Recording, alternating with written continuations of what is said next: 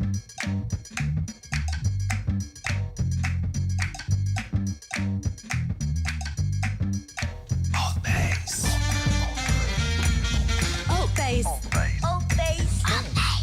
ALTBAYS.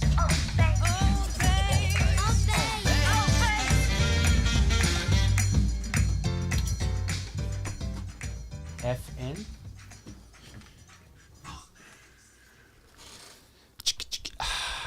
We are live. Peace, my brothers and sisters. ALTBAYS Show, brought to you by ALTBAYS.nz. We keep sponsoring ourselves because you know what? Someone's got to do it, man. And this show happens here in the amazing ALTBAYS studio in Whitianga. So if you want to rent this place to run your own podcast or maybe some live meetings, webinars, this is the place. High quality content and pretty cool people operating the machines. So get in touch. You can go on ALTBAYS.nz. Yay! Our website, it's online, pumping, looking beautiful, and you have access to all our social medias there, so you can find us everywhere. ALTBAYS.nz. Do it, okay? Easiest way, if you are struggling to find our links, just go with your cell phone on the QR code next to the screen. Nowadays, everybody knows what a QR code is, right? And it will take you to all our socials. Soon you will find out how to become a sponsor, a member, a supporter of this beautiful show that is attracting so much attention in our area and overseas as well, which is the coolest to have. So good to be from a different country and have friends all over the world. We're getting great feedback. People who used to live in New Zealand texting us and saying, oh, so many cool people. I remember those guys. Anyway, so thank you. And you will find out how to reach all these publics with your brand or whatever you are up to. Tonight, I have the pleasure to have Mr. Brett Soanes on my left. Hello. Hello, that is my name. How are you? I'm good, thank you. It's good to see you. It's good to be here again. The beard doesn't stop growing, man. No, I think I was watching something. Oh, it was Vikings, that's right. And there were some of those guys had some pretty long beards on there, and I was like, yeah, I don't think I'm going to cut it again. I'm just going to keep growing it. Please don't. Till I end up looking like ZZ, you know? Yes, just don't die. No. Cool. And in front of us, what a pleasure, here tonight, Mr. Blair Murray. How are you, my man? Good. Sup, Earthlings? You. It's so good to see you here, man. Yeah, thank you for having me. And what a pleasure, the first couple, well, I think you're up to, this is the 14th or 12th episode? This is number 12. Number 12. Yes. So, yeah, I've watched a few of the episodes leading up to this, and they've been awesome, having a really good, diverse cross-section of really interesting characters in our community. So thank you for making this happen. Thank you. Thanks for being such a big supporter. Blair was one of the first guys who came to our studio to have a look, and I really appreciate your positivity. So thanks, my man. Cool. How's your day going? What have you been up to today? What happened? Today actually started off about 4 a.m. in the morning, and the podcast actually started in my head about 4 a.m. this morning, to be honest. So what happens? Oh, it just, I was kind of like almost where I am right now, like deja vu. Yeah. Yeah. No. And then I just did some body scans, some meditation, and put myself back into sleep. Got up, went to do my day gig for 5 hours, which is another business. Apart from them, the Seagull, did a little bit of Seagull this afternoon. And that brought me up to here and had a beautiful curry with my whānau before I came up here. We have curry nights on Monday, and you've been to that before, Leo? Yes, I have. Yes. Shout out to Blue Ginger. Thank you. Yeah. Yeah. I was about to ask, because you said that you had your body scan, you know, so for people who don't know what a body scan is, can you take us through that? And I will already ask the questions that I wanted to ask. Do you have a routine before going to bed and as soon as you wake up with breathing exercises, or you just go as you feel, as your body tells you? How does it work for you? Yeah, great question. So basically what a body scan is, it's meditation or a mindfulness practice. And it basically is about bringing you back into your body and also getting you out of your head. So we have our brain, right, and we have these left and right hemispheres. And when we kind of focus on areas in our body, we're more on that right side of our brain, which has it basically works with your nervous system and that allows like a kind of deep relaxation in the body. I'm trying to explain it without using kind of technical terminology as such. Yeah. And so a body scan is really just feeling different parts of your body, from your feet to your ankles up to your stomach and to your heart. And then the idea is that will just allow that mind to settle a little bit, and then that natural process of sleep and those good sleep chemicals to kind of kick back in. And so that's like a little thing I learned many years ago. And in regards to the question about routine, I used to have really good discipline and really good routine. Unfortunately, my business life as such kind of overtook many of that in late last year. And so I'm just getting back into creating that routine in my own practice at the moment. Right. Yeah. So I usually let the conversation flow, and then we find the things that the person is up to. But because you do so many interesting things, so can you just map out? Sure. Can you just put it on the map Sure. with the things that you're into, and then we go and we find some cool topics about all the cool things that you're up to? Yep, absolutely. So a lot of my family originally from Whitianga. I've been back here for about 3.5 years now. Most of my adult life I lived between Sydney and Queenstown and Auckland. And I originally came back here 3.5 years ago to finish a psychology degree, which I haven't finished because other things got in the way, as life kind of does. So aside from that, I came back here and I started to teach mindfulness. I've finished a kind of accreditation and trained in what's called somatic mindfulness. And then on side of that, I got involved about a year ago with Learn to Read app, which also incorporates like positive mindset and mindfulness in that. And that's really cool. And also AI. And then also, along with the beautiful Caitlin and the beautiful Sam, I'm partners in the new Seagull magazine. And a lot of people from town will probably know me more from Blue Ginger, which my family owns. So there's a lot of love and a big heart in that restaurant. And I know they're watching now, so Oh, that's awesome. lots of love. Yeah, and then on side of that as well, my other kind of business venture that I'm just starting to get into involves more kind of cryptocurrency and NFTs, which is something that I got really into during the first lockdown. So yeah, there's like 4 different things which keeps me pretty busy. It sounds like. Yeah. Man, just so we go one by one. Yeah. So the thing with the app that you mentioned, that's so cool. Was that a connection with like the Ministry of Education, or was like an independent thing that came up? Yeah, so the app is a project by a local guy who used to be a teacher at Mercury Bay called Paul Blackman. And how I met Paul is he runs a foundation called Nurturing Young Minds and asked me to teach mindfulness for kids at the town hall. And so I went to do that, and I got talking to Paul there, and he's like, look, I'm working on this project. And he was able to get a whole lot of funding from the Callaghan Foundation, which is the New Zealand government innovation fund for technology. And so he had this idea of basically a Learn to Read app that specifically targets what's called the phonemes, and it helps kids in particular that have learning challenges like dyslexia. I've got dyslexia myself, so for me there was a really big interest in that, and he incorporates things like mindfulness and whatnot into that. And so that app we have about 10 schools around the country actively using that, and we have a lot of parents using that, and we're just in the process of, at the moment, basically commercializing it. So it's been in that beta phase for quite a while. And especially when you do things like apps, you need to really kind of iron them out with the bugs and whatnot. But yeah, it's very different to other kind of Learn to Read apps because it has kind of more of a holistic feel to it, and it also incorporates some pretty cool technology in the background. Right. One thing that I remember very well that I watched the teacher saying on, I think it was one of those TED Talks, and I'm not sure, and he said, the problem sometimes is that most of the schools don't teach how to learn. Yes. And then suddenly you see teachers throwing a lot of stuff, and there's a lot going on, there's a lot of pressure, but like there are some great techniques to absorb things better. And I think mindfulness comes so handy at those times, right? Because when the kids understand the power of breathing slowly and focusing on things. Did you feel like that could be a thing like that?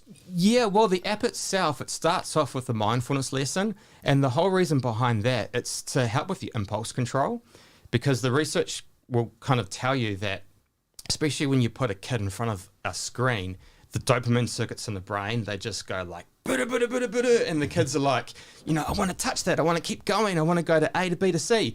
And so teaching them that mindfulness helps them to obviously self-regulate and learn those self-regulation skills. But what we're finding is that the kids get bored with it. Like, it's almost like mindfulness is one of those techniques that you have to teach in a physical presence. Right. Although, not dismissing it, it still might work in the app environment, but it's not like, adults can kind of go into mindfulness app and go boom, boom, boom, and then they get there. With kids, it's a bit different. Learning curves, you gotta do things and see what you can improve or what could be changed. So it's part of the thing. Yeah. Did you ever consider any of those things, Brett, when you were thinking like, oh yeah, there must be a way that I can calm my brain, or that I can think a bit more clearly about things? Yeah, I've actually got a book. I've got a book on mindfulness sitting on my bedside table. But I found one called Mindfulness Made Easy, I think it's called, and it's all right, I think, for like a beginner's sort of look at it. I do have a question though about mindfulness and meditation, because a lot of people, especially a lot of my questions tend to revolve around religion. Awesome. For some reason. Yeah. But a lot of religious people aren't into meditation because, from what I've been taught, like the emptying of the mind, like as a common, don't know if it's a conception or misconception, or if even those words are right, about meditation. A lot of people think meditation is just emptying the mind. Not at all. Yeah, so like in the way of what you're teaching or the app or so on and so forth, could you clarify the difference between the type of meditation where you empty the mind and just meditation in general and to do with mindfulness? Because mindfulness is almost the opposite in a lot of ways. Like to be actually really conscious of what I understand, is that like you're really conscious of what's happening to you, as opposed to trying to like not think of anything and totally space out or whatever, because religious people don't like that sort of thing. It's like the devil gets in and whatnot. The devil is in the details. It's in your mind.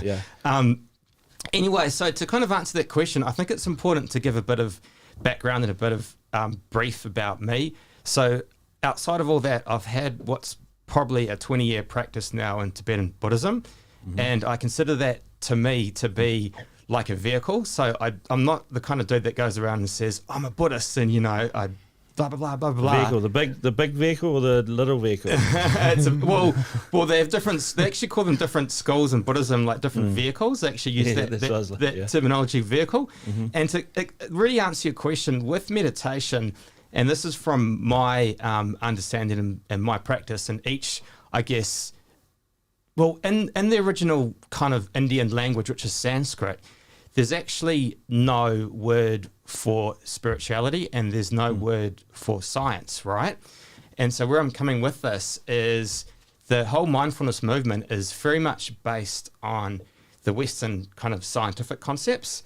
And then you get the Eastern side, which is really traditional. And pardon me. That was Taylor. Yeah. I think it was Taylor. That's I had a beautiful curry cooked by my brother-in-law Stu tonight from Blue Ginger. Shout out to it's great having family in the hospitality business because you get the awesome food all the time. So yeah, that's just the curry playing up a little bit.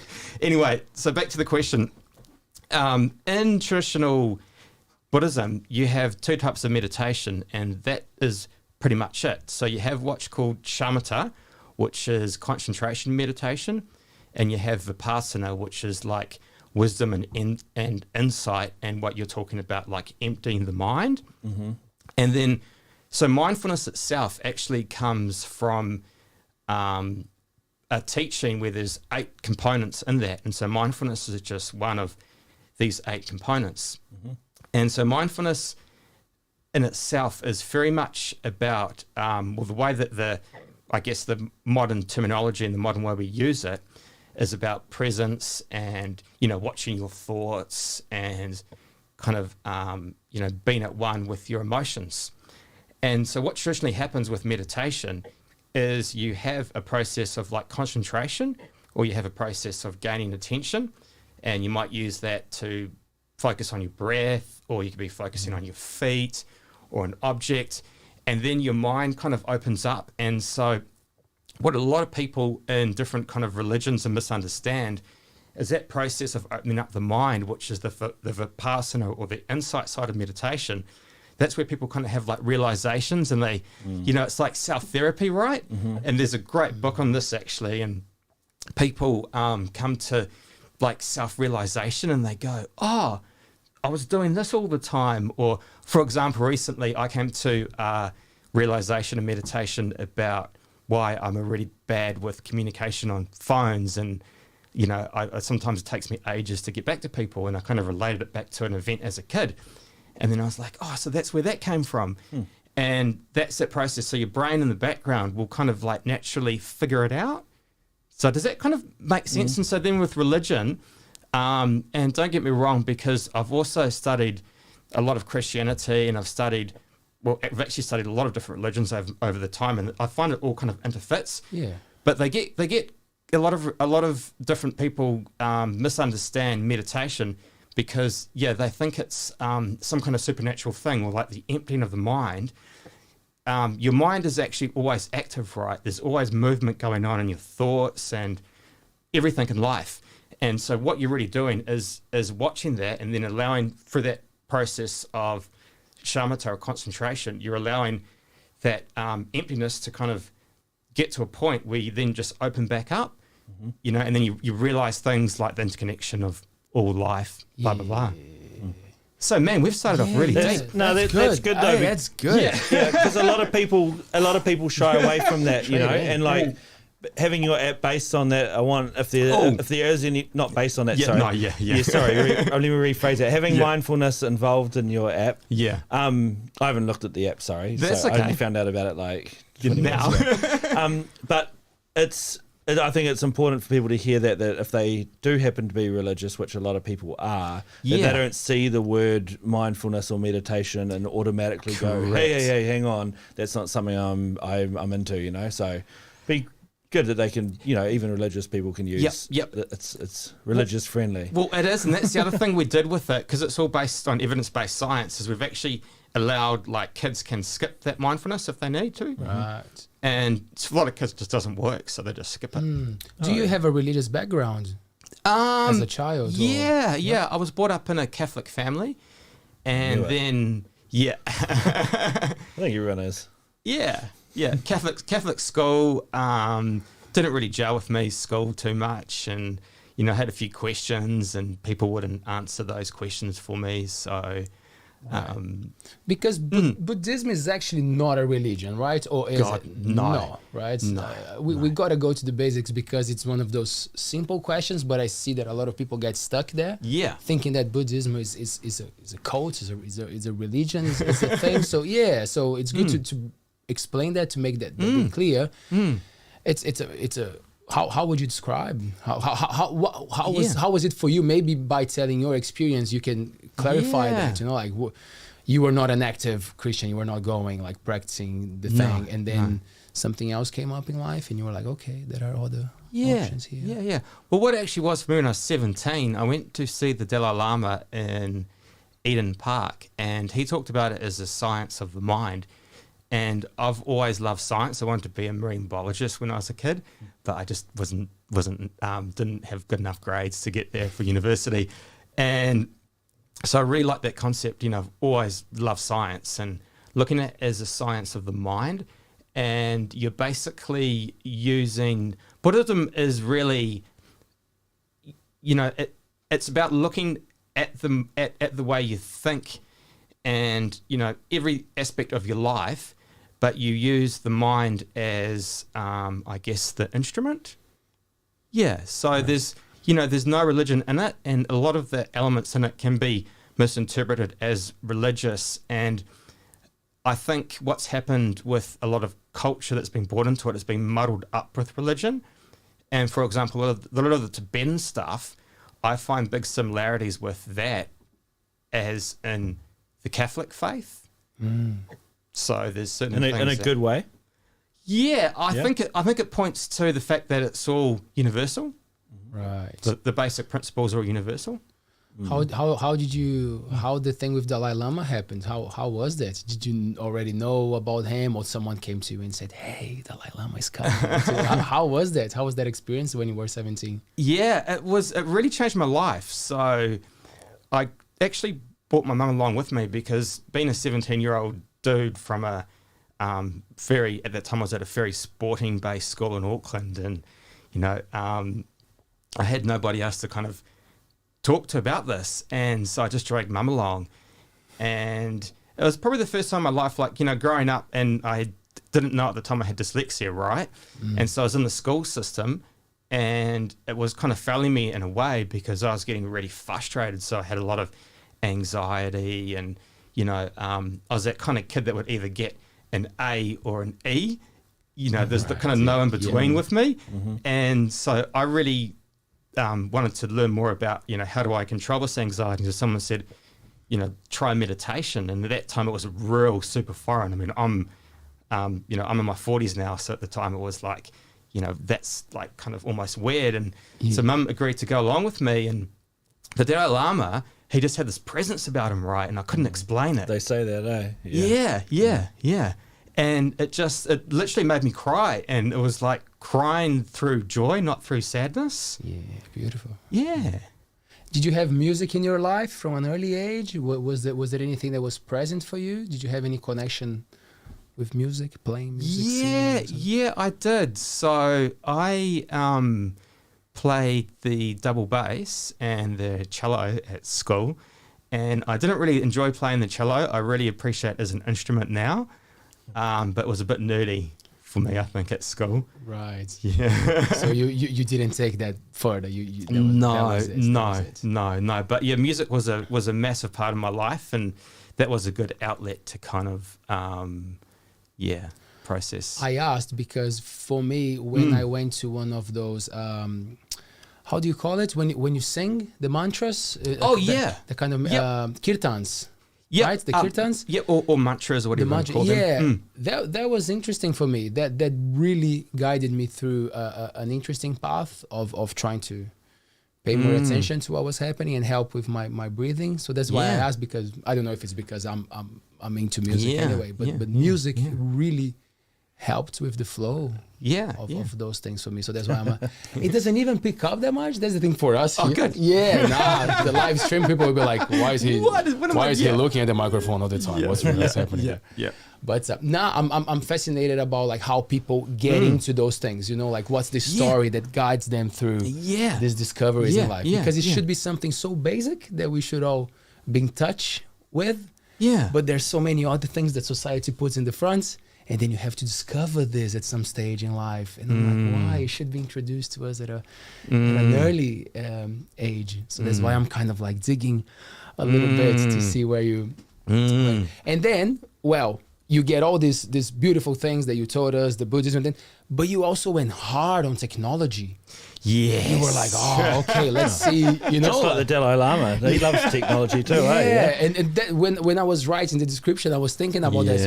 I like to make it come like organically. And I was like, what do I know about so Blair? Different. He's on... Yeah. So how did that come about? What was the thing? So with technology, I think a lot of it was because I was shit at written English at school, and that's because I had dyslexia. I didn't know about it, right? And so I had this like Amiga 500 or whatever, and I was just playing around one day and got into like building a website, and I was like, hey, like this is a different language. And so I liked it from that aspect of looking at kind of understanding really basic level kind of coding, and I didn't get too deep into it. And then I ended up, I won't name the corporation, but for Microsoft. half a lifetime working in ICT, so internet communications and telephony or whatever the hell they called it back then, and the Internet of Things. And I find it's really interesting because we're going into this whole thing called the metaverse at the moment, and it's like this other reality on top of our reality, and so there's cross layers with mindfulness and technology. It's like we need to be more really, in particular, be really mindful of how we interact with technology. And so for me, I guess it's more about my passions and what makes me passionate. And yeah, I've just always liked geeky stuff. Geeky stuff. Yeah. AI, man, what's happening? Where are we going with AI? Yeah, great question. So let's delve into that. I think a really good way of actually approaching it is for people out there to actually, I'll give a little bit of a context of AI what I do with AI. So you have really three types of AI. You have what's called narrow artificial intelligence. You have AGI, which is artificial general intelligence, and you have super intelligent AI, and we're not kind of quite there yet. And so everybody looks at it as like almost like an evolution. Right. So it's like, when we went from being, if we did go from being like monkeys to humans or whatever stages in evolution. And so really AI is, at the moment, we're in what's called narrow AI, and that's where we can program information into an algorithm, and then the algorithm makes decisions and computations around that basic information where we're at. And so where we're moving into pretty rapidly is called artificial general intelligence, which is when they have the same capabilities or the same kind of neuro, what's the right way of putting it? Like they can think, we don't know whether they think like humans, we really can't, but they can make that same kind of decision-making process. Right. Okay. Yeah. Okay. Yeah. And we're moving into that. We're moving into that. Okay. Yeah. Yeah. Yeah. So we're in the beginnings of that. Is that something that's actually happening, or is that sort of just where we're heading towards? It's where we're heading towards. So with companies like Tesla, so Elon Musk and Google and the Chinese government and probably the Russian government have some pretty complex computer systems that can potentially do that right now. And so what we have in our app, well, not really in our app, but another part of technology that we use with education is an eye tracking software, and that can, through basically self-learning of the AI, it can pick up really quickly a kid's reading age. Oh, yeah. Yeah, and that's from watching eye pupil movements. Oh, wow. So that kind of thing is called narrow AI. And the thing I guess I really need to say is that we shouldn't be scared of AI, because if anything, there's so many practical applications to help humanity, and it's almost inevitable that we get to a stage, it's not like the Terminator. Oh, what about iRobot? I watched that like 2 weeks ago. Because when you're like, we don't need to be scared, I'm like, I don't know about that. Yeah. I understand, because I watched this old school videos, like from the 90s when the internet was a thing. Yeah. And all the talk shows, people were so funny. They're like, oh, what is an email? What does it mean? So like, I understand that it's dumb, it's silly to fight against AI. It's already happening. It's going to happen. But like, I remember that interview with Elon Musk that people freaked out. That he said, that was kind of like, ooh, he kind of scared everybody. Like it's going to get out of control at some stage. We're going to make it so smart, and then it's going to take over. Is it really a thing? Elon is the biggest troll in the world. He just likes. He's on that spectrum of Asperger's, and so that's kind of like comical value to him. This is my opinion, obviously, putting those kind of things out there. Right. Look, it's got the potentiality to, but there's enough. I believe personally, there's enough stopgap measures in place now. The biggest worry is, I guess, with what goes on in particular with governments. So with corporations, there's a little bit more oversight, with governments and what they're doing and what they're processing and how that works, I think that makes things scary. But yeah, I don't know. I'm just, it's inevitable and it's coming really, really quickly. Like at the moment, a Tesla in America, so the new versions of the better software, that can pretty much drive better than a human. Yeah. So it's quite crazy to think that it's probably going to be better to be in a self-driving car than it would for you to be driving your own car, because it's going to be safer. Yeah, because I've seen some stuff on that, and it's pretty it is pretty radical, eh? Like what it's up to. I'm curious. So is there actually rules around creating AI? Like they've put rules in place? Because you said I understand the government doesn't have the checks and balances of a company, but like who's holding a company accountable? Is it just the shareholders, or is there actually rules in place to be like? Yeah, because some companies actually run the government, right? We know that some of them are so powerful. So that's when you said, "Oh, the government." I was like, "Well, but some companies are even more powerful than government." Sorry. Yeah, you'll be glad I'm not in charge of AI, because the first thing I would do was I'd be making an AI to make another AI. That would be like that would be number one priority. I'd be like. I mean, obviously, I'd keep it offline. You know, we're not having no Starnet saga starting up, but is that what it's called? Starnet, Skynet. Skynet, yeah. Yeah, like, are there rules in place for that sort of thing that you know of? Look, I'm no expert on it. You know, having worked in an industry that was in the early phases of using what's called narrow AI, especially in their marketing, there wasn't. And what really kind of scared me as well is when I was living in Sydney about 5 years ago, I was at a conference, and I think it was the VP at the time of Facebook was speaking at the conference, and she made a point that their end goal, with what they've actually rebranded it, they've called the metaverse now, but back then it was virtual reality. And what they're actually trying to do is gather all this information on people. So they have all these videos, they have basically, you know, your big life events and everything going on. And then what they wanted to do is make a virtual avatar of that person. So when that person died, they kind of lived in a you could go and visit that person in a virtual world. It's disgusting. It's fucking crazy. And this girl was sitting here selling it to us, and like this hard sales pitch. And then what happened was Cambridge Analytica came along and Trump came along, and all this oversight happened towards Facebook.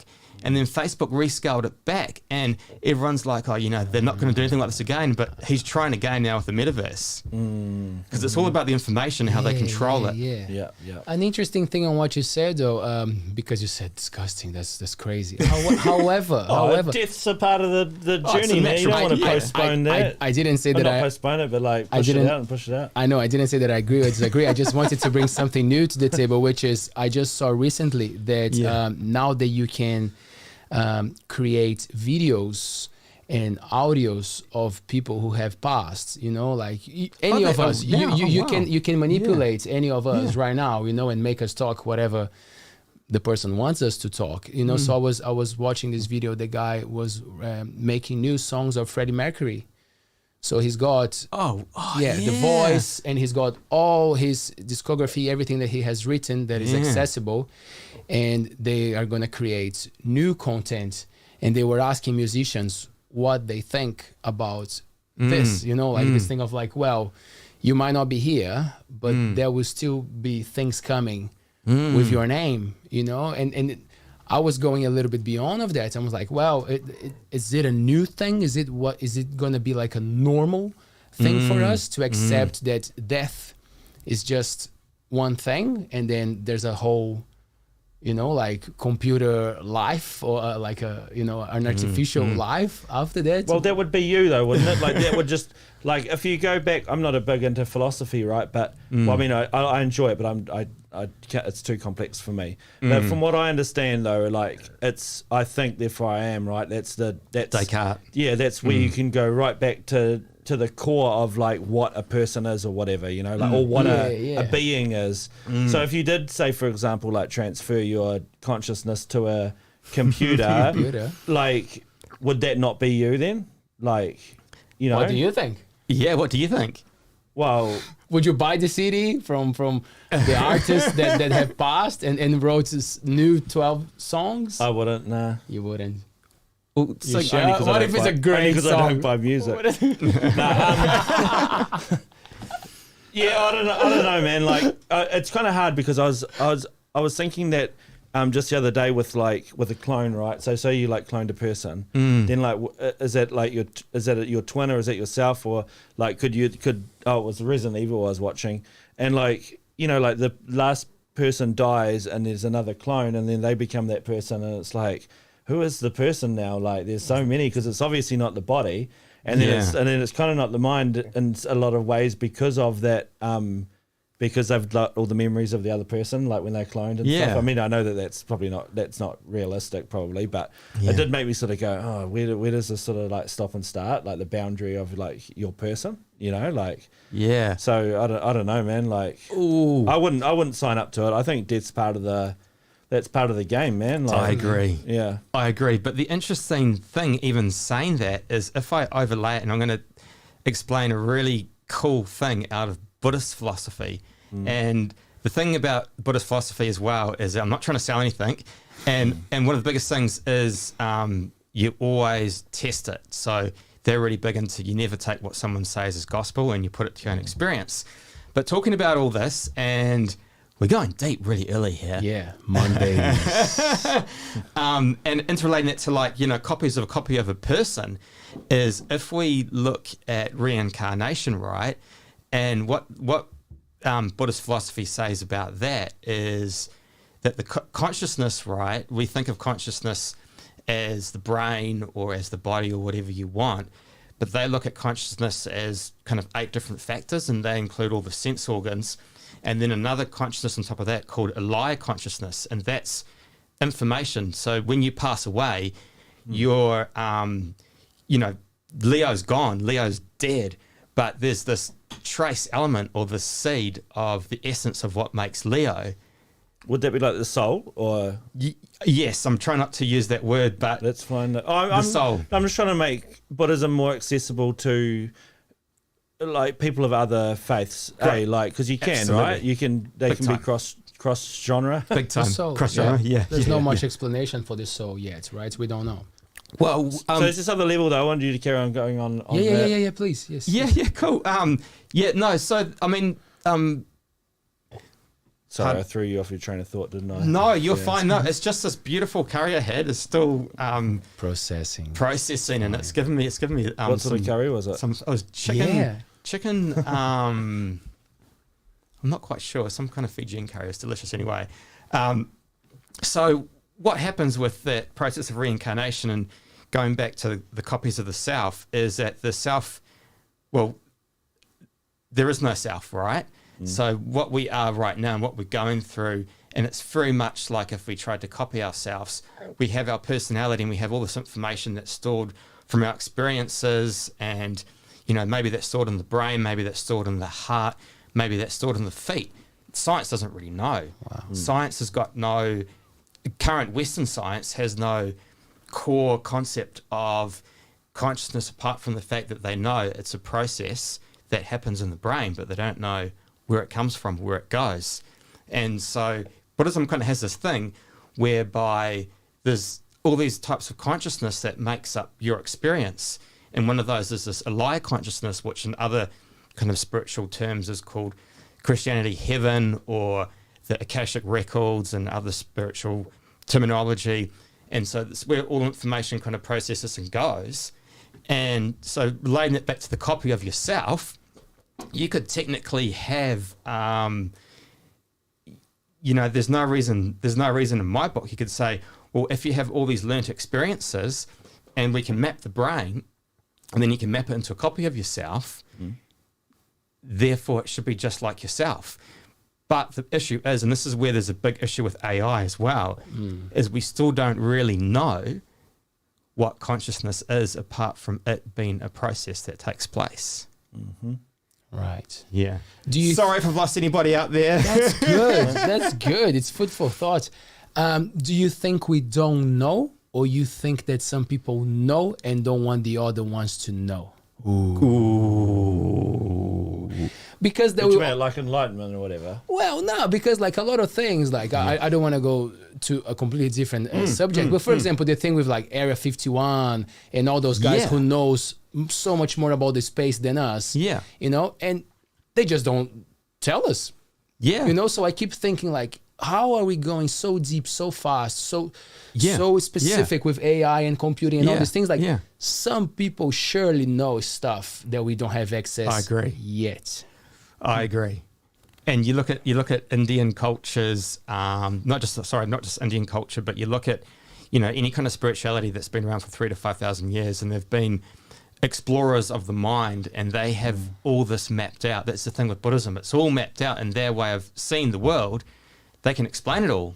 And then we burn the books. Then you burn the books, Burn and you the books. burn the knowledge, and lock me up after the show. And I know, all of us, right? Yeah, shit. Isn't it? yeah. We lose a lot of stuff that old civilizations had it, and we might not know. We might not even be aware. We might not even have access to that because it's just gone. Yeah. I think they make you work for it now though. I don't know if it's gone.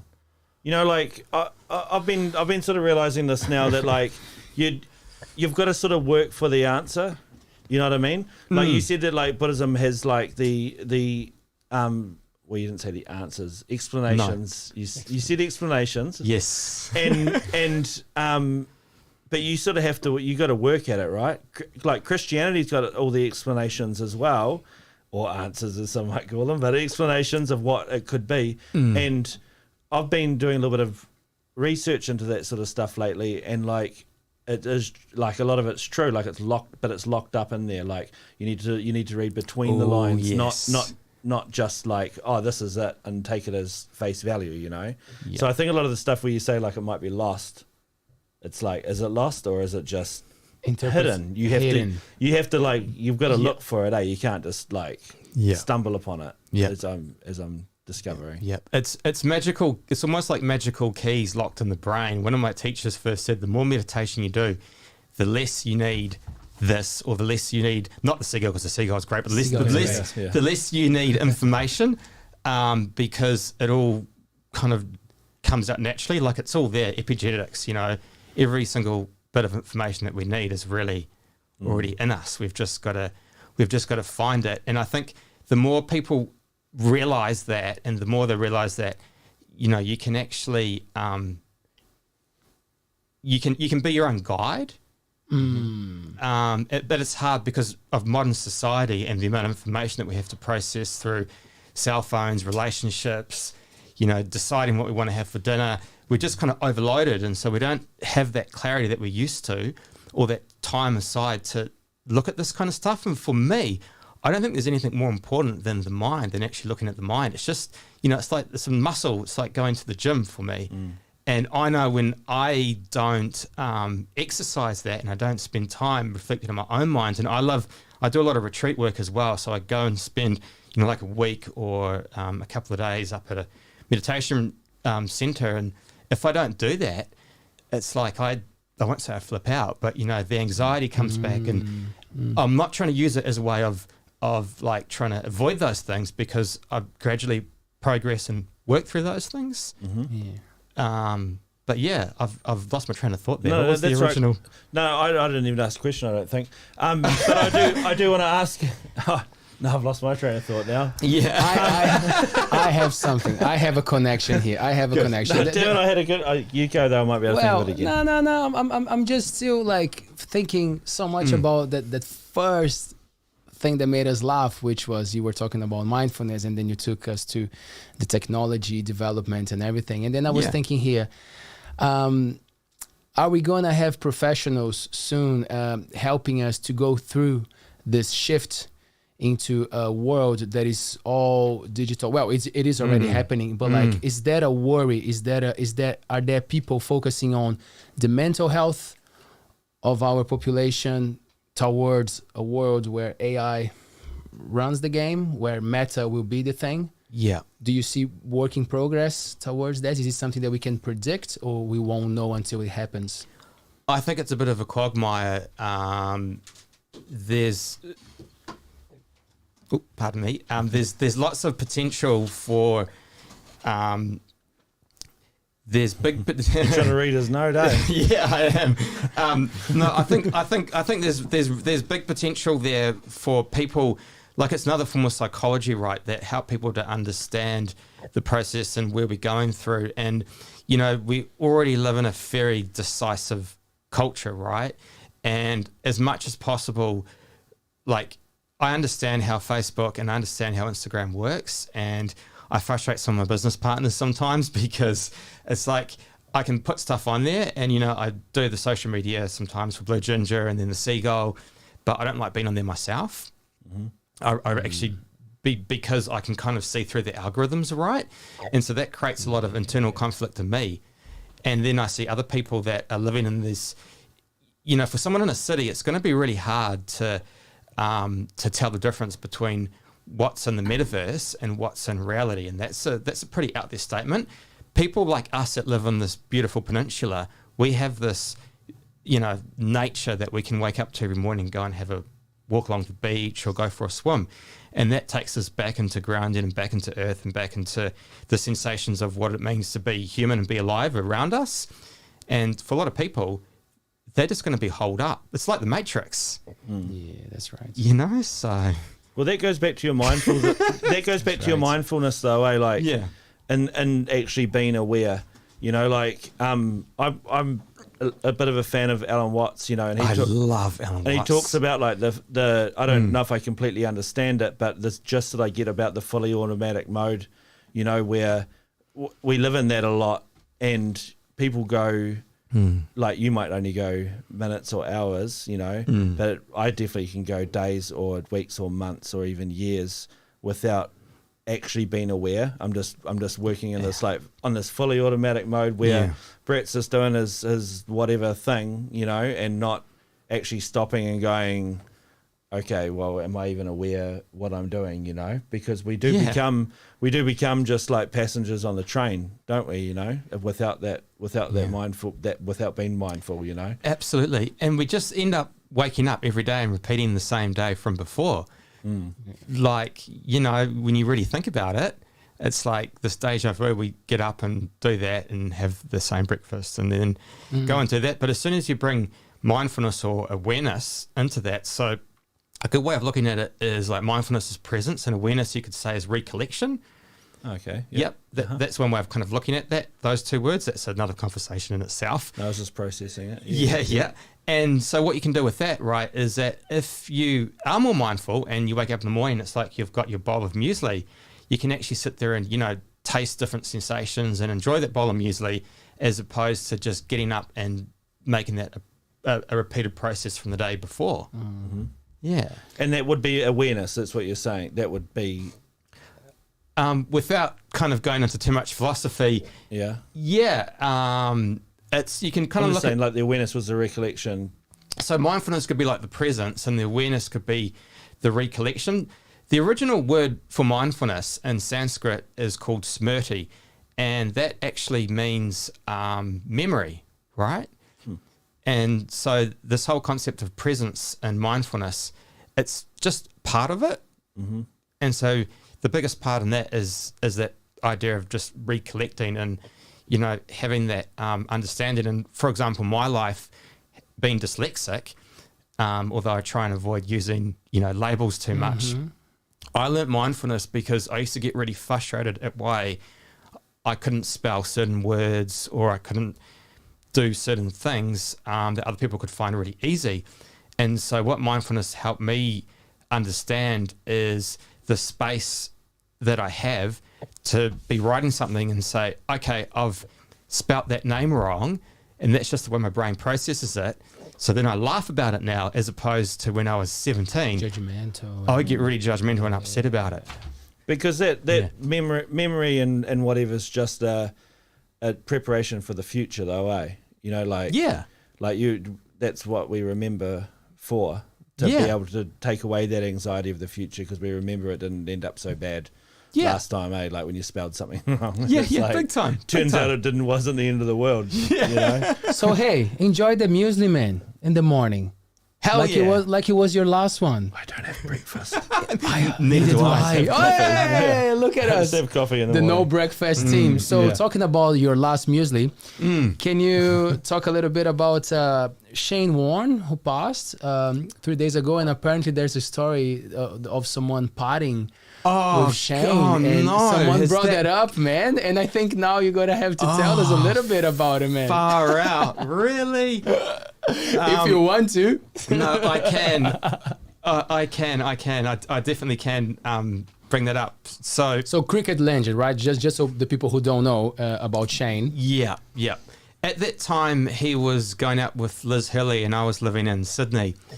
And somehow I ended up and being invited to kind of like this VIP party in the Stain in Manly, and him and Liz Hurley were there.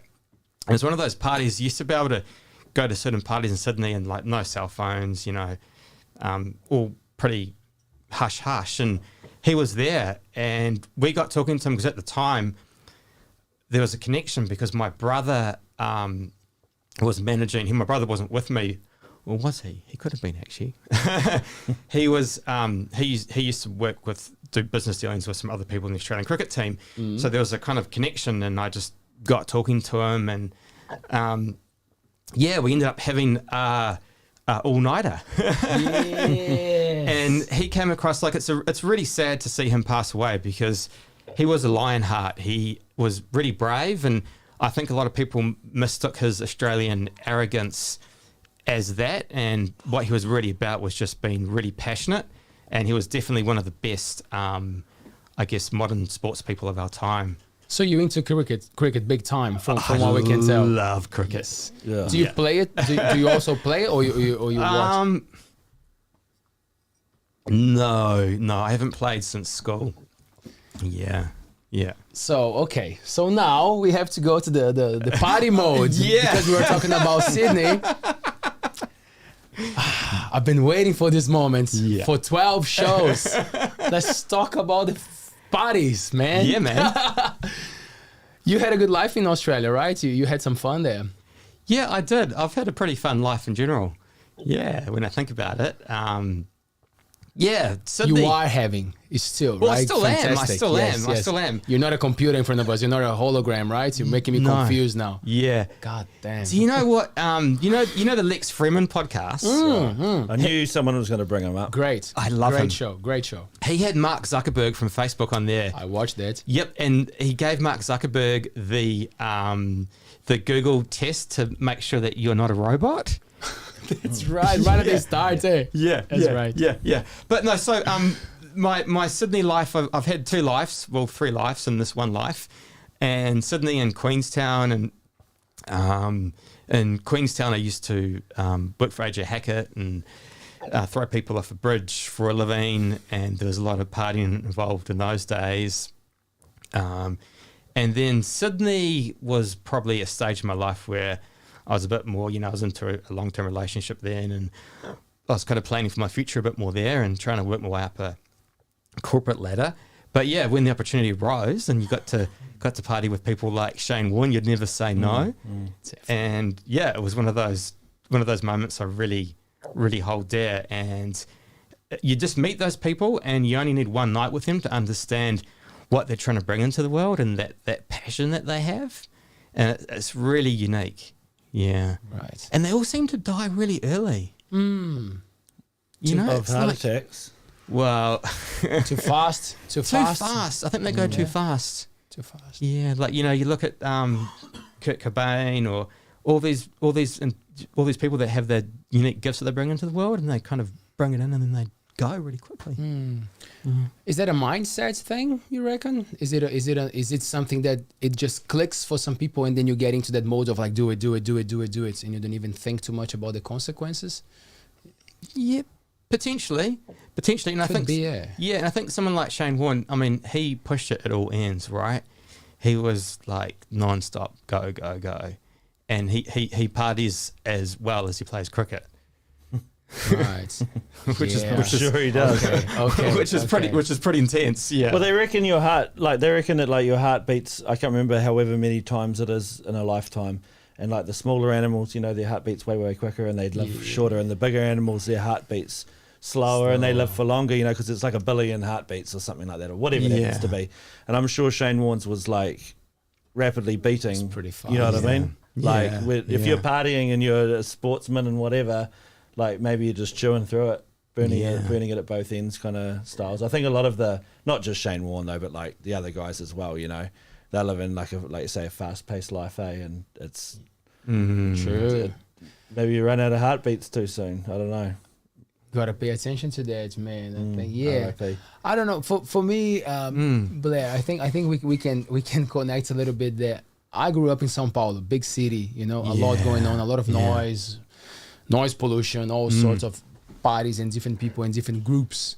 And then my life changed completely when I came here to Whitianga. And now that I've been here for 8 years, I can look back and kind of balance the things, you know, like and have a proper look at it, you know. Before you're just living and you're just doing your thing, but when you spend time at a place, you can pay attention. So what you said before with like having this access to nature really helps us, right? Because sometimes it's unconscious. You're just getting that, you're getting soaked in, and you're enjoying it, and you don't even have to think too much, which is a privilege for us, which is fantastic, right? How was for you to go from the city and then come to Whitianga, and then you said that you get into the retreats, and I know that you've done the silent ones and everything. How is the little crazy party Blair inside of you dealing with all this? Because I have that. I have to admit, you know, like I love a party. I smash the drums hard. For me, it's like it's a liberation thing. Yes. So it's kind of like taming the beast. That's how I feel like it. You know, when it's time to party, it's time to party. We go hard. But like I try not to make it uncomfortable. That I'm like, oh, you know, like, oh, where's the party? Otherwise, I'm not living in the moment here. Yeah. You know, I'm missing all this beauty. So like, how is your experience with having great times, noisy, and then the peace? Do you find a good balance there? How do you play with that? I think what it is for me, and my one of my girlfriend in Sydney, actually, she summed it up perfect. She said to me one day, she was like, I don't really think you're a city person, Blair. And that was like a moment where I was like, yeah, I need this kind of, I guess I'm a mix of like introverted, extroverted, right? And personality, I'm right down the middle. So I'm either like here and I can have these conversations, and even sometimes you'll see me socially, and if I'm in a really big group, I'll get a little bit like kind of socially awkward and probably be a bit more quieter. And relating back to what you're saying, Leo, is deep down in myself, there's always been this calling since I was a kid to it's basically peacefulness, right? Is to find a good balance and find a place in myself where I can go between both and not feel too pulled by either extreme. And I find, I think for most of my 20s working in bars and restaurants and running bars and restaurants, you know, kind of similar to what you've done as well, Leo, is it really hyped my nervous system up. And I have quite a hyped up nervous system anyway. There's actually a funny story, which I'll go into later, about teaching mindfulness once and having a panic attack. And that, so my nervous system always has this high wire in it. And I've always known deep down that, you know, I've always been able to pull back from partying. Like, you know, if I'm drinking too much, I'm usually quite aware of that. And then I say, okay, I have 2 or 3 nights in the booze, and then I just won't drink for like 3 months or a month. Or everyone's probably laughing at me now, saying it's only like a week, Blair. But you know, I like to think it's a while. And yeah, so I guess what I'm trying to get at, Leo, is it's just finding for me that peacefulness in myself. Yep. And understanding that it can be in both situations. So it can be in party mode and it can be in silence and reflection mode. Right. Yeah. And we don't have many nightclubs in Whitianga anyway. No, it's like being exiled down here, right? It helps, right? There's a lot of bakeries and churches. Mate, about 10 kg since I got back here. And there's the Freemasons as well. We had a quick chat about Freemasons the other day, and I gotta be honest, man. Yeah. In Brazil, Yeah. if you are a Freemason, you don't tell people. Like I don't think I've met, like you always hear about it, right? Yeah, they don't call it a secret society for nothing, right? Right? Yeah. So, but here I noticed that it's a little bit more open, that people discuss. Is it something that is changing, like with something that Brad brought it up? Like, is it something that is changing now that most of the religions are changing and becoming more welcoming, and they talk about what they do, or it's just a cultural thing that it might. Honestly, like it's not even safe, I think, in Brazil to say that you are amazing, because people know that you might hold some power, so you don't want people to know that you're into that. Yeah. You're in that. The Ark of the Covenant or something like that. The what? The Ark of Covenant. So that I heard the dodgy stuff about it. That's why I the didn't even Freemason? consider. What I remember in Brazil, being like a friend who would say, "Nah, man, be careful with the Freemasons. They have the thing with their hands. They touch their hands and they kill the animals. They do the thing. They do the rituals." And I'm like, sacrifice the teenagers. and I'm like, God damn, are we going? Is that what's happening? That's why they don't talk about it. Eh? Okay. But then I realized it's not. I don't know. So you're the man. You can tell me a little bit about it, because I have no clue what's happening. Yep. Okay. So we'll put the rumors aside and get straight into that, shall we? So the other side, as well, is I am also a Freemason. So plot thickens, and I'm here to, I guess, in many ways, dispel. I could dispel a lot of the myths and legends, and I can also play along with them as well. Great. Right. And so I think the most important thing is to understand, and I actually corrected somebody, a really good friend of mine, and if you're watching, I love you, but I re-corrected her on Instagram last night, because there's this whole thing that they control Jacinta Ardern and they control the New World and all that stuff. And she had a Freemason scholarship, you see. But yeah. So that's where the rumor came. The rumor started. It'll be your dad, right? Huh? It's your dad. Is your dad a Freemason? Dad was. Yeah, he must have been. Jacinta's. Yeah. Yeah. Yeah. Okay. What a show. Because he's a well-known cop, Is that right? Yeah. I don't even. Yeah. Cop. Yeah. Yeah. And we're learning tonight, eh, Papa? God damn. Yeah. Okay. Yeah. Carry on. So with me, there was a family connection with that, and it was, you can kind of take out of it what you want, and basically at the end of the day, what I enjoy about it is I go to hang out with all these dudes from all different areas in life that I would not normally get to hang out with, and most of them are kind of like 60, 70, and we have a bit of banter. And then there's the secret stuff, and the secret stuff is actually not that secret. So you can hop on Google and it's all there, right? Google knows. Google knows. Every like ritual or whatever you want to call, there's no like sacrificing or anything like that. That's not what I heard. Damn. And what it is, it's basically, it's like any kind of philosophy, right? And it puts together a whole lot of different philosophies, including Buddhism, Christianity, and it tells a play of a story of this guy called Hiram Abriff. Hiram, I've bungled that, haven't I? Anyway, it tells the story of this guy, and it's basically the story of man, right? And all the phases that man goes through in life. And it's explained using a whole lot of different kind of symbols and concepts. And for myself personally, it's just another way of understanding questions about life. And for example, people go, "Oh, well, you all wear like dinner suits. What the fuck's up with that?" And the reason that they do that is so every man in that lodge is equal. So there's no differentiation. So you've got people, say, for example, in Whitianga, you've got some millionaires in there, and you've got some people that live in caravans. And so they all come together and we kind of just hang out and talk. And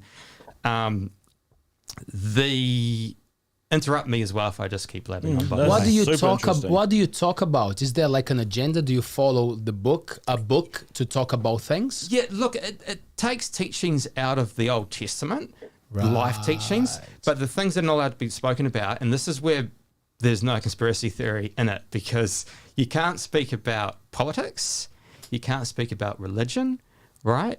And so they stop those two things in the conversation. Oh, no fun. Yeah. I'm out. Yeah. And but it needs a bit of reform, right? And people are trying to do that. It's kind of just seen as an old boys club. And when you look at it from the outside, that's just what it looks like, an old boys club, and they've got lots of money, and like, what is their purpose? And the kind of secrets or the concept around secrets, it's like a play.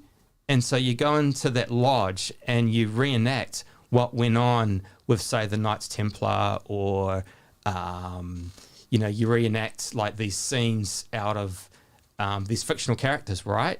And in that play, it's getting interesting. It's getting interesting. It's getting there. With eyes wide shut. Let's get to the art. Getting there. The Ark Covenant. Yeah. So in that play is what am I trying to say here? Oh yeah, so what happens is you reenact that, and there's a story in that. And for example, there's a story of your birth, of your middle age, and of your death. And then that's kind of it. And then you go and have supper after and talk shit. Okay. Oh, Yeah. please, Brett, say something, Well, man. You're brewing there, man. You're brewing there, You're man. you're dancing around the question. Shoot. I like to dance, by the way. Yeah. It's usually pretty flappy and awkward, you know. So I'll leave it. Then you can keep that Ark of the Covenant for yourselves. No, the Ark of the Covenant. Is that you guys, or is that the Illuminati? I can't remember. The Ark of the Covenant. Yeah. Good question. It's a bit of both. So the Illuminati, the original concept of the Illuminati did come out of the Freemasons, right? And then it's a different kind of philosophy, and there's all these kind of rumors and, whatever. And basically from what I've seen and what all the conspiracy theorists would say is, I'm not high enough to see what really goes on. I agree. Yeah. And as I can't see any shadow government or anything in there. Like, they're just, most of them are guys close to, the last years of their life, and they just like the be in a safe space. Just it's like going to kind of like group therapy or something. You get to bitch about your wives or your partners, and then you have this little like reenactment of this play that goes on. But the Ark of Covenant, that's in there somewhere. That's all I can say. Oh, that's good. It's there somewhere. I like it. That's good. That's good. I know That's it's good. in there somewhere. We're getting. There was the Simpsons episode. Remember that Burns would actually lower hierarchy than Lenny and Carl. Yeah. Do you remember that one? Yeah. So Burns has to pay respect. Yeah. and Those two. It just to kind of add in there, like, there's things in there I definitely don't agree with, and I don't want it to be seen as like a chauvinistic kind of thing where it's just males only. And exactly the same with Tibetan Buddhism. Like, there's ideas in there that I don't actually agree with.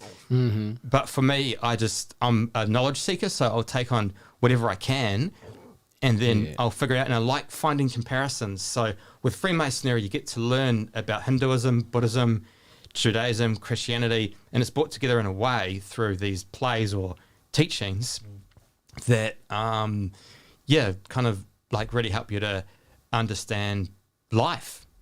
Yeah. Do you help the others? Like, in a way, if there's something going wrong, like, is it very open? So, like, do you really have to talk about your life, and then if you're going through some struggle, the other ones will kind of like help you out? Yeah. Yep. There's an element of that, and it's very much about like brotherly love as well. And so also, we go and support. So, for example, if people have partners that have passed away, we'll go and see them, and there's charity work involved there as well. So I do like the charity side of it. The ritual side of it is. It's just like, say, it's really like going to mass, or in Buddhism they have what's called a abhisheka or an empowerment. It's that same kind of concept. You just go and do your thing, and Right. Yeah. It's like Christianity. It's based on Christianity, but it doesn't have the religion or the dogma around it, and that's why, especially the Catholics, really don't like Freemasonry. Right. So you cannot join. You gotta be in the lineage. It's gotta be. No, anyone can join. That's another misconception. So you can go up if you wanted to have a look. You can go and have a look, And I'm not going to try and. Do you want to go have a look, Brett? Yeah. I'll organise it. I'll take you in there. Yeah, that'd be. You're going to have to take us both. I've always wanted to because there's no windows, you know. Like, Yeah, it's like, what the heck's going on? What are they doing in there? You know? I'll take you in as well. Taylor was like, yeah. Taylor, I've got you all now. Taylor will probably catch on fire if he goes. He might be in. We don't even know. I think he's already in. He wears those weird masks sometimes. I don't know what he's up to. Yeah. He comes like, oh, I forgot. Yeah. Anyway, and then Blair, what a cool chat. Playing bass, getting into crazy stuff, partying with cricket legends, and then the Seagull, the beautiful doing this Seagull. beautiful, amazing magazine with two powerful women, Yeah. fantastic girls. Shout out to Sam and Caitlin. What an amazing job for our community, for our awesome Coromandel area. Man, tell us. I love how it's so easy to read. Yeah. That's the thing for me. Like, well, especially for my average English, really helps. But like, you know, like it's accessible. It's great. Like content there. Yeah. I think the idea around it, Caitlin is the really driving force behind it. And how it happened is she really saw an opportunity in the market to have really an open dialogue and an open voice to issues that face our community. And I think everything in a small town or a small community, we're all symbiotic. So, you know, multiple forms of media can exist, whether it's podcasts, magazines, newspapers. We need them all. Yes. And because they all tell a different story and they all have a different way of getting to different people. And I think the best way of summarizing it up actually is if I just quickly read our mission statement. Yes, please. How does that sound? Sounds great.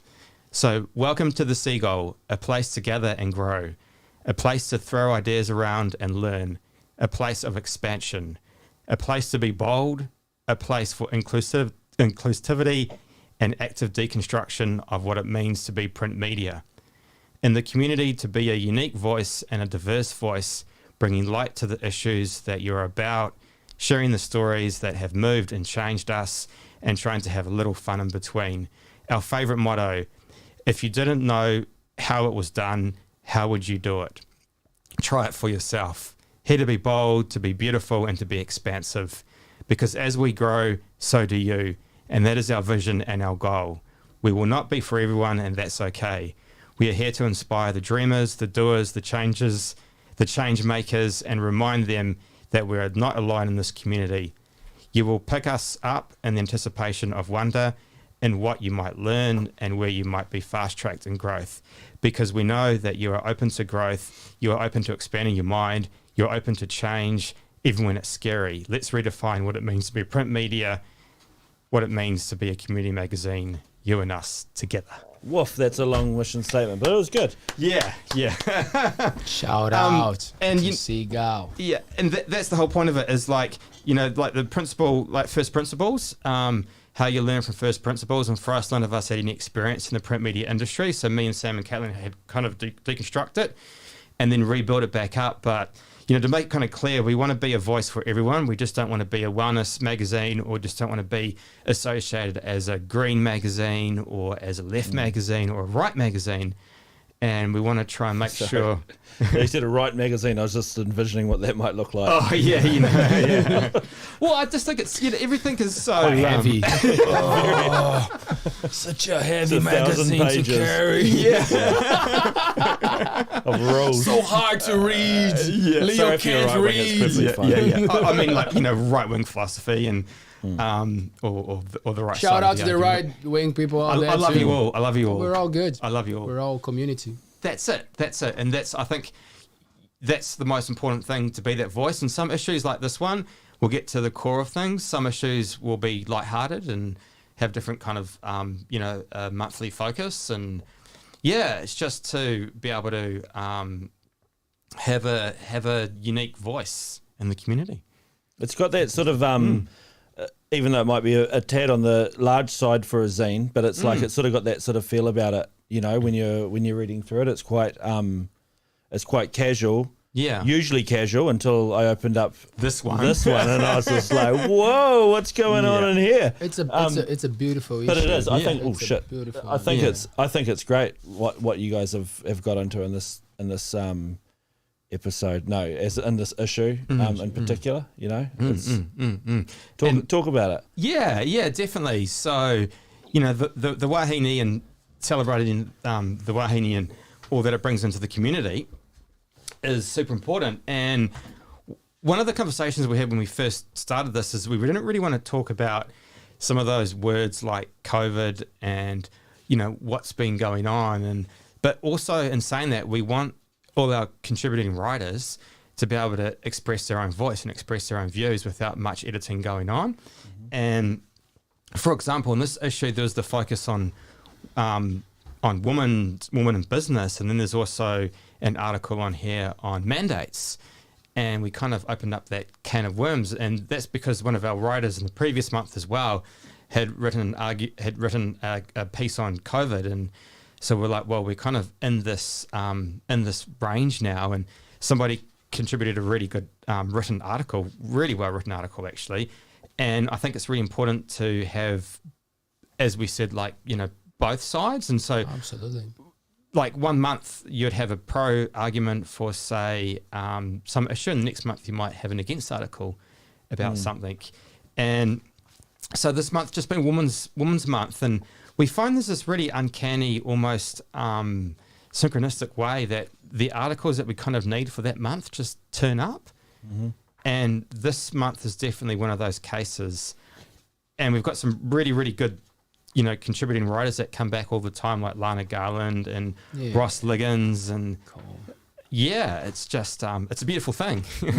I mean, we want to kind of see it grow, and we always welcome contributors and people to, you know, express their opinion and not to feel judged as well about what you submit, or if you did want to write something, just go to our website and have a chat. And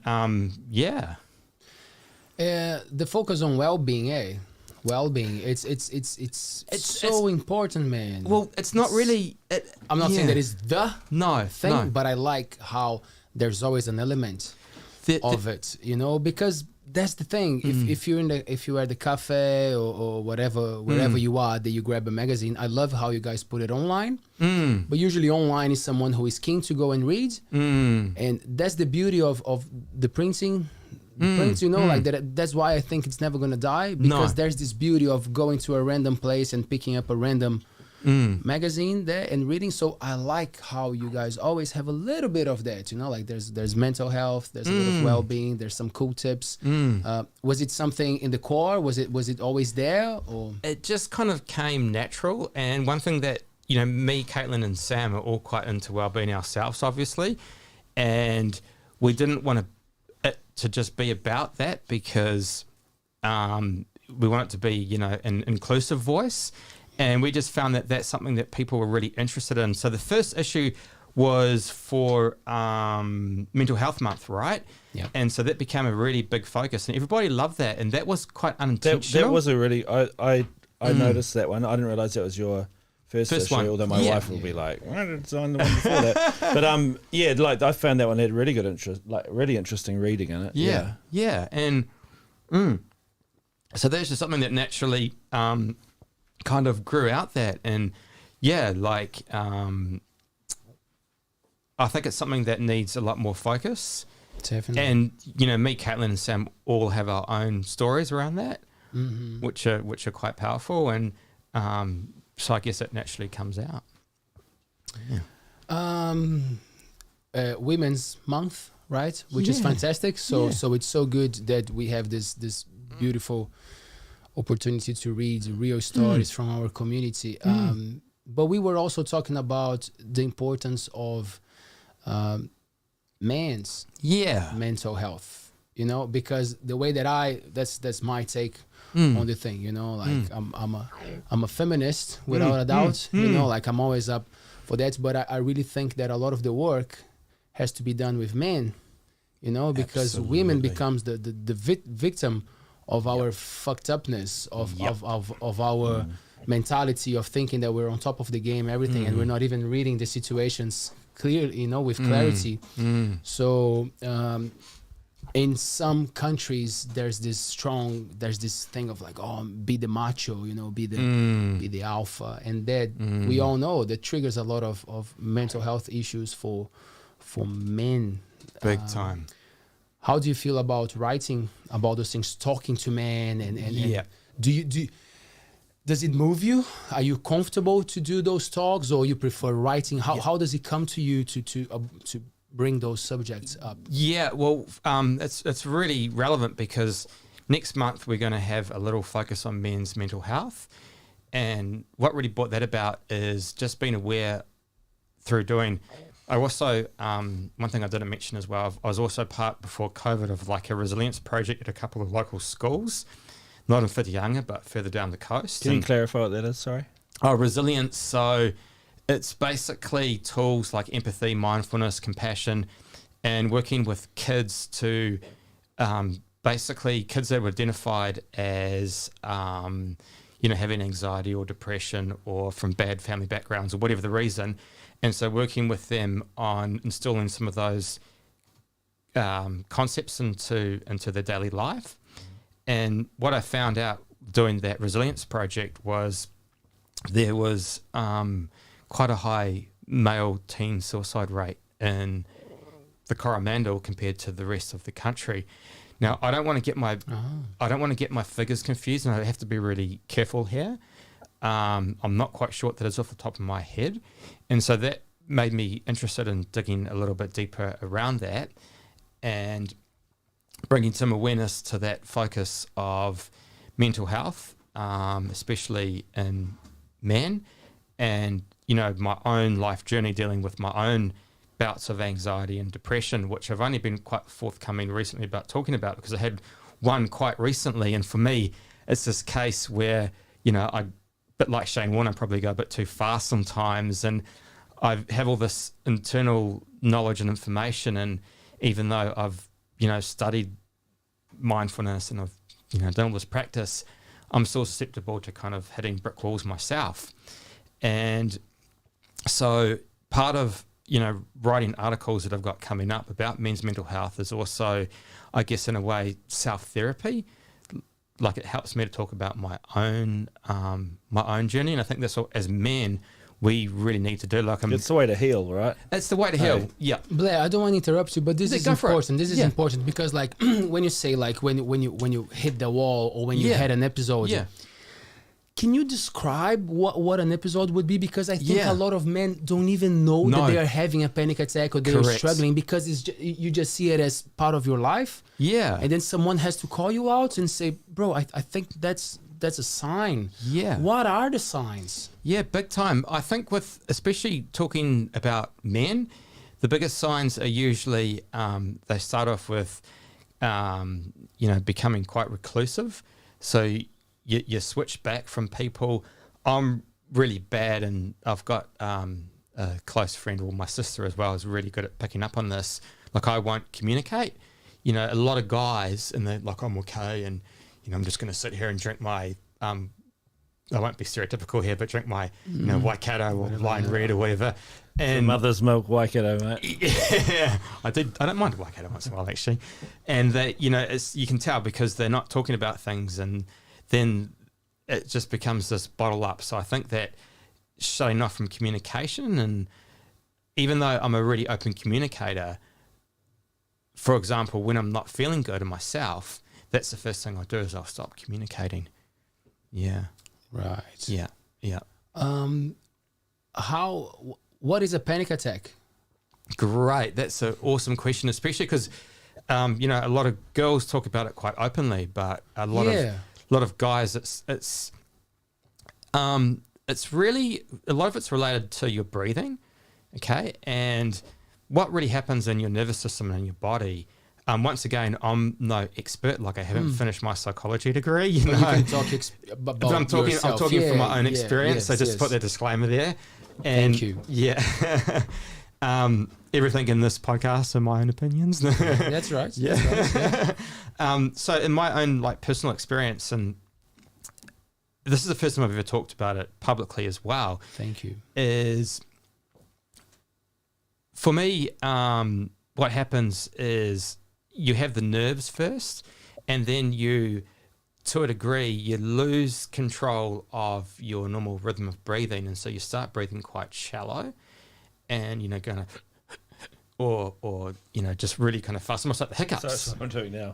Yeah, which I kind of feel I need to do, and so you have interrupted breathing, and then your thoughts race off, and there's different types of panic attacks, and they can be mild or severe. And in my case, it's like you're just super hyped up and you can't stop, or you can't stop shaking, you can't think straight.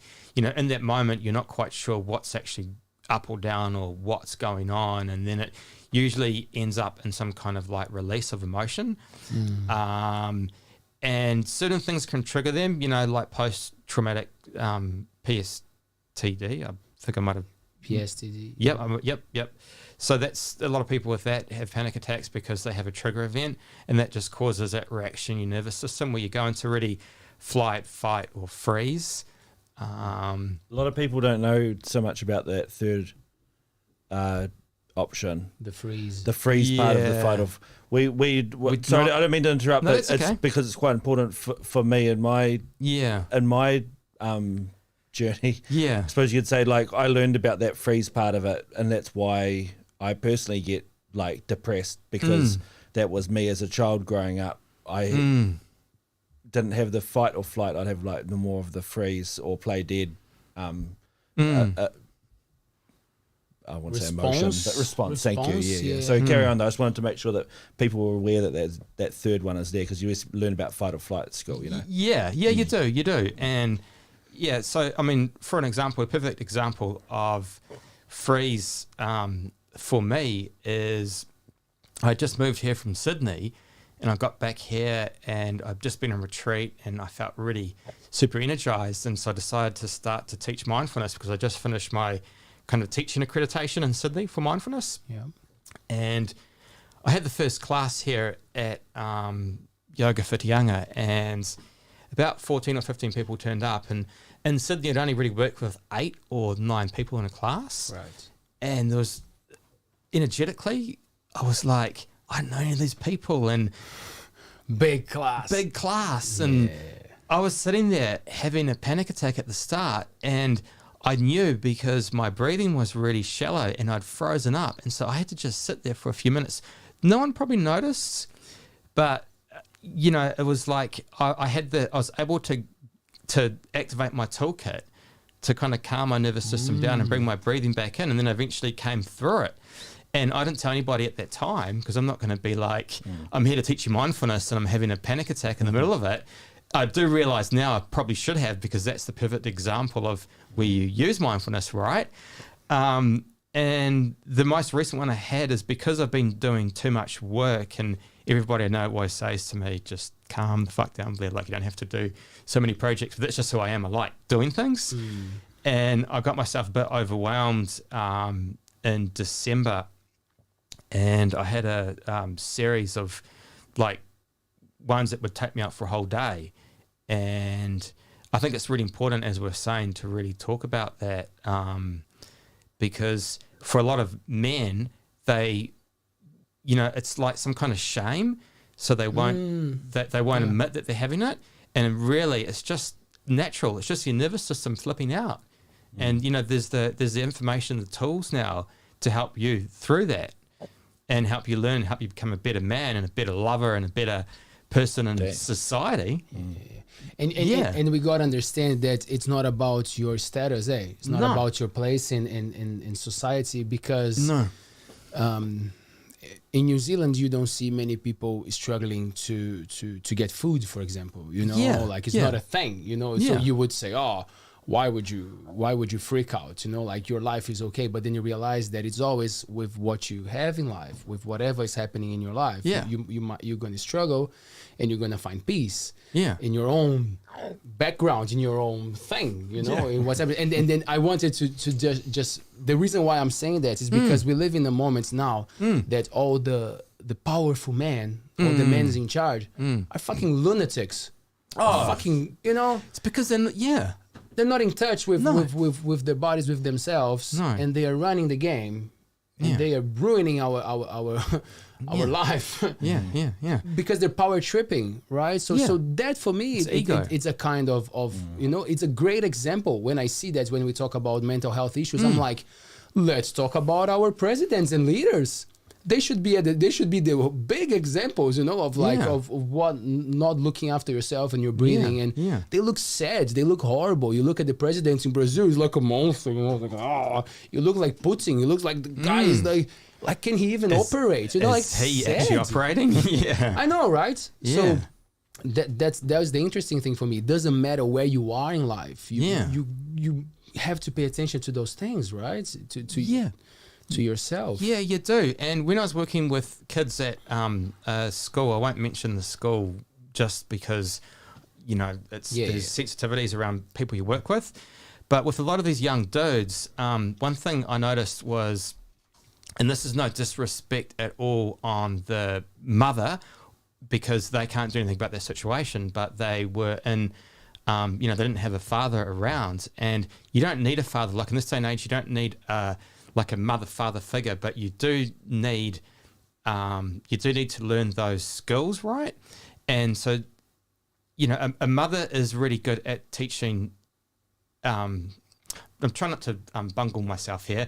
Teaching empathy and teaching those kind of life skills, but you need that balance all the time, right? And so what I had is these kids that were too far in one extreme, like they were too angry or they were too empathetic. And what we tried to do with resilience is help them to understand that. But with the young men, it's like really ingraining compassion and empathy and helping them to understand that they're actually strengths, right? They make you a better communicator. You can talk to your girlfriend or your partner better, or you can talk to your mum. You can communicate with your mum better instead of getting angry at your mum. If you just understand the concepts of compassion and, say, empathy. Yeah. And in Tibetan culture, it's actually the other way around as Western culture. So the male in Tibetan symbolizes compassion and the female symbolizes wisdom. And in Western culture, we kind of think of more male as wisdom and female as compassion. So, interesting, huh? Yeah. Yeah. Have you done some work with couples? Have you? No. As I said, like I'm not technically trained in anything. But like for the mindfulness practices, do you have couples coming together to do absolutely. the... There's a great thing called intimate communication. There's a great book by a guy called David Dieter that Caitlin actually got me onto, and it talks a lot about this. And at a retreat I was at, it's like, you actually look at your partner, or you look at a different person, and you kind of try and feel what they're going through. And also, it's a really good exercise to play. Say, for example, sitting here, I know you're very mindful, you're good at this, but say, for example, I'm having a conversation, and what you want to do is, what you're doing in your brain is that you're thinking about what you're going to say. And a lot of times, because it's, say, for example, your partner, you're wanting to say something that's emotionally charged or kind of like has a taint to it. And so then you can kind of go back into yourself and check in with yourself and say, hey, I shouldn't be saying it, or how can I say that in a more compassionate or empathetic way? So, Are you able to actively do that? Good question. Good question. Because that's like that sounds like a It's lot hard. of work, right? yeah. You know, that sounds like a lot of work. That's why I say to anybody in the world, one of the best things you can do in your life, especially with a partner, is go and do a retreat or go to somewhere for a weekend and get rid of all your technology, all your cell phones, and just spend time in intimate communication. And that can be with nature or with your partner. Mm-hmm. And Or yourself.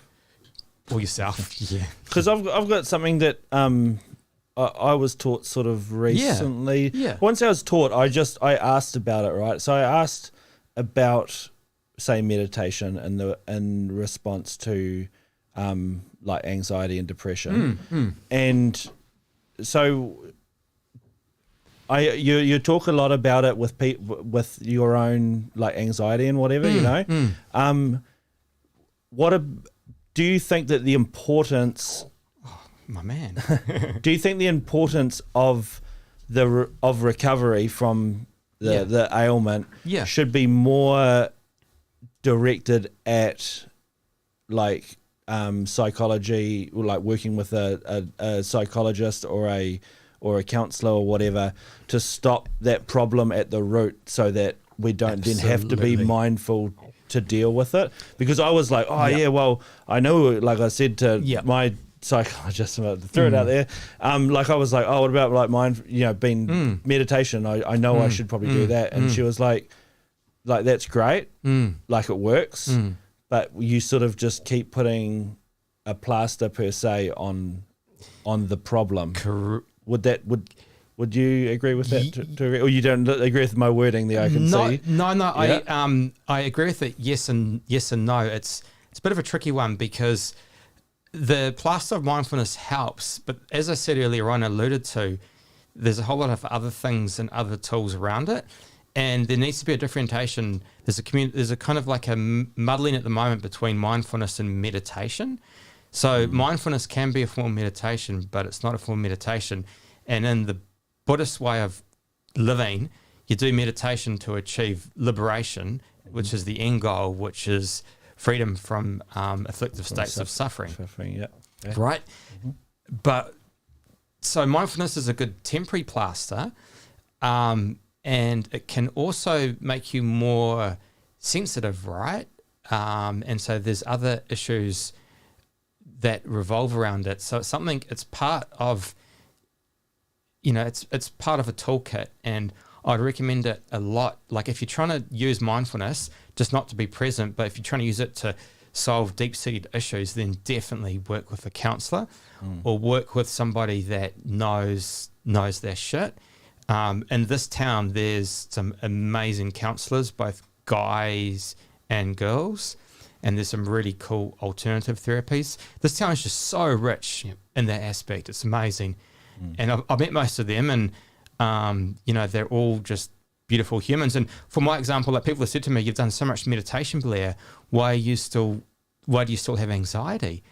And it's like, I don't really have an answer to that, apart from the fact that every time it gets a little less, and it's like until I learn whatever lesson is in that, it kind of keeps reappearing. And the path that I'm on personally, which is that Buddhist side of philosophy, it goes a lot deeper, probably a little bit too deep for a Monday night podcast. And so that's different to mindfulness. And I love teaching circular mindfulness that can relate to anybody, and using neuroplasticity, an idea of you can change the way that your brain learns to think, and talking about interoception, understanding your body sensations, and proprioception, understanding your place in space. But there's also a lot more to it than that. And so it's one of those toolkits. And that's actually why I stopped teaching mindfulness recently, or about a year and a half ago, is because I went back into those states of like having a few panic attacks and stuff. And I was like, well, until I kind of sort this out. And there's reasons why all that kind of comes into it. And that's why, like, even now it's therapeutic just being able to sit here and talk about that, and hopefully raise those questions with other guys as well, listening potentially. Well, it's been able to verbalize the thoughts or emotions, you know, so that this is the way I understand it anyway, is like, you can, once you can explain it, when you're talking to someone else and you're explaining it to them, like, this is why I wouldn't usually have talked about this sort of crap, but but now I'm like, it actually does, it does help, because once I'm able to understand it and explain it, then my brain goes, like the jig's up, you know what I mean? Like, I don't need to do that anymore. So like, the more I can explain things and understand it, it's like, like it's literally like, I heard the whatever you call what do you call it when you're like saying something is one thing? Metaphor, where they were like, you're playing hide and seek with the shadow per se, and it's like, once you find it, you can't just go, oh well, I'm going to hide in the exact same spot again. You know, Sure, like it's so like you know the jig's up. I know where you are now. You can't bother me. You can't bother me anymore. And that's what all this talking does. You know, like it makes your brain understand, because it's so much more. Well, you're the psychology expert. No, we all agree. all. We all agree that knowledge is king, right? So the more you discover about yourself, it falls into that category. You know, like you gotta know about yourself too, not just about random things. You know, understanding yourself. Yeah, well, it's far more It's a complex, great eh? thing. Like that's what I'm coming down to realize. Because in the past, I've just been like, you've got like your actions and your memories and things that you know, and then that's pretty much that's it. Like that's the human body, like, you know, like you sort of make it up out of all these things. But then I'm realizing like there's sort of like a part of my body that's in control. But then you realize, shit, it's not in control. Like there's all this other shit going on in the background, you know, that you're like totally unaware of.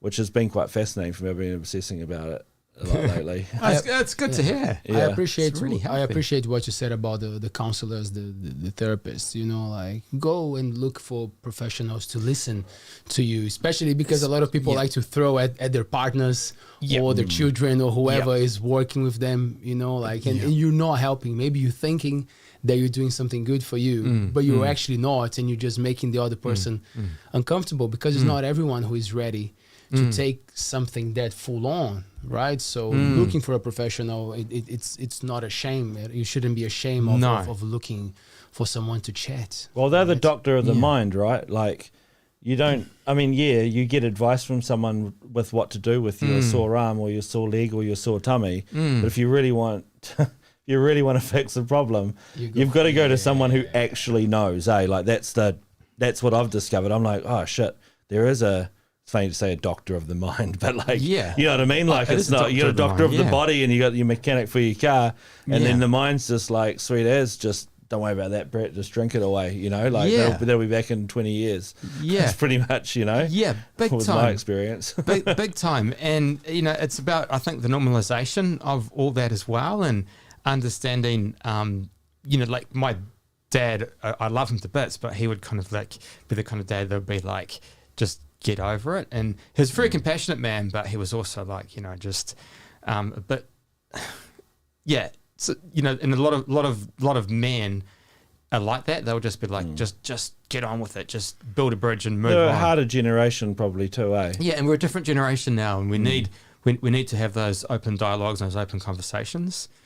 Yeah. I don't mean to quote Joe Rogan, but there was this one. Joe Rogan. That he posted on Instagram. show. It was probably like Good a year. show. It was probably like a year ago or 6 months ago, something, I don't know. But he had the whole thing of why men are so soft at the moment, you know. And it was, I can't remember. I'm just paraphrasing. I think that was my stomach. I'm just paraphrasing, but it was basically that hard. It was like four places. I think it was a Hindu thing actually, and it was. I'll paraphrase it, but like it was that hard men create easy times, and the easy times create weak men, and the weak men create hard times, and the hard times create hard men again.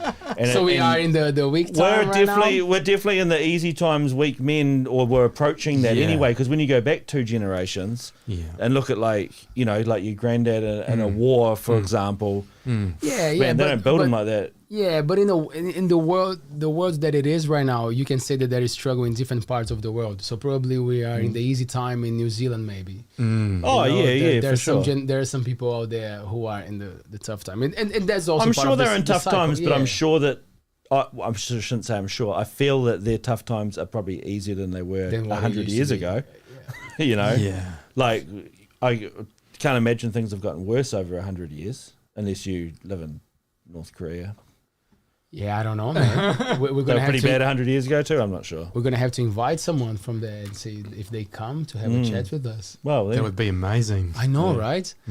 Henry Rollins went to North Korea and he talks about, you know, Henry Rollins, the guy from Black Flag? Yes. I'm a liar. Yeah, and that's his thing. He does a lot of talks nowadays about, and he traveled to North Korea and he has a whole show about his trip there. Very interesting. Yeah, we can find some stuff and I'll see if I can send it to you. It's pretty good. Yeah. Blair, you're a busy man.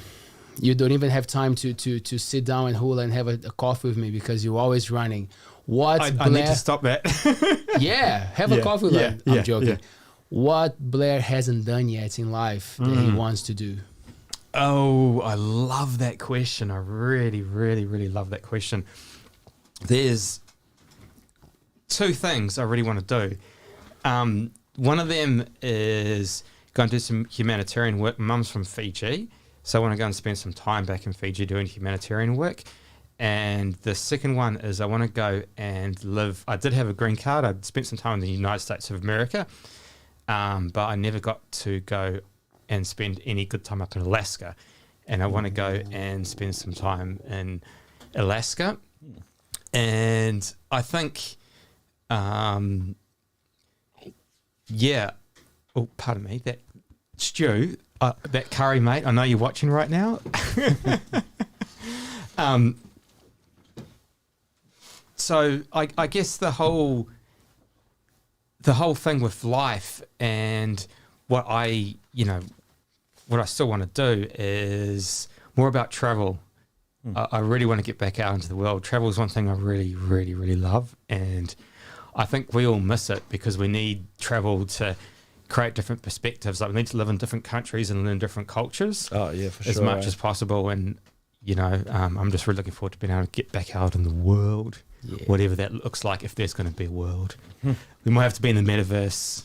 Yeah. I know, right? Yeah, controlled by the Freemasons. Yeah. And Can I bring a Sure. question from the audience? Oh, Hell yeah. Oh yeah. So, Chloe, love you, Chloe. A question for Blair. yeah. Being a considerably older sort of group, how open is the discussion regarding mental health, mindfulness, and well-being, etc., in the Freemasonry? Yeah. So, among the Freemasons, do you guys Yeah, touch great in question. those subjects? Yeah, absolutely. Absolutely. Yep. There's support around that. Yep. So the answer is 100% yes. And like you can pretty much talk about whatever you want, really. Cool. Yeah. That's good. Just not, was it politics or religion? Just not politics. You're just not welcome, Chloe. But they do talk about it. All these cool things. Now I'm joking.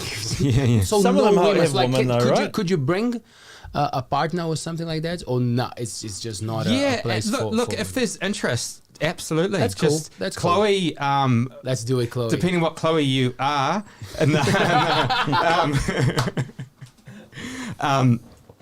Sorry, I'm just being a dick. No, Chloe, whoever you Chloe are.